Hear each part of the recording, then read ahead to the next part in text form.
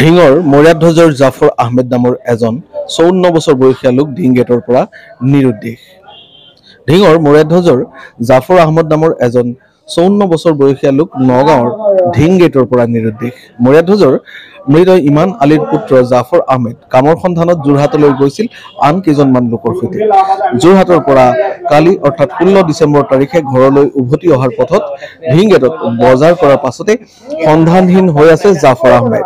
পৰিয়ালৰ লোকে হৰবৰগাঁও আৰক্ষী থানাত লোকজনৰ নিৰুদ্দেশৰ সম্পৰ্কত এখন জাননী প্ৰদান কৰাৰ লগতে সংবাদ মাধ্যমৰ জৰিয়তে নিৰুদ্দিষ্ট লোকজনক বিচাৰি দিবলৈ আহ্বান জনাইছে। লোকজনে ক'লা ৰঙৰ জেকেট আৰু পেণ্ট পৰিধান কৰি আছিল আৰু লগতে আছিল এটি ক'লা ৰঙৰ বেগ।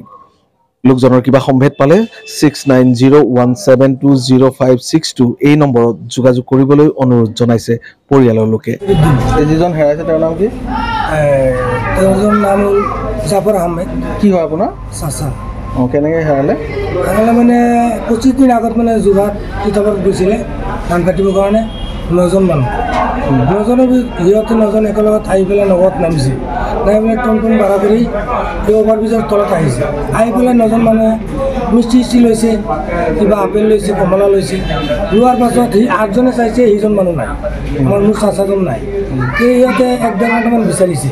বিচাৰি পোৱাৰ পাছত সিহঁতে ভাবিছে কোনোবা মানুহে ভাবিছে যে ঘৰতে গৈছে নেকি। সিহঁতে 1-1.5 ঘণ্টা বিচাৰি ঘৰত গৈছে, ঘৰতো নাই।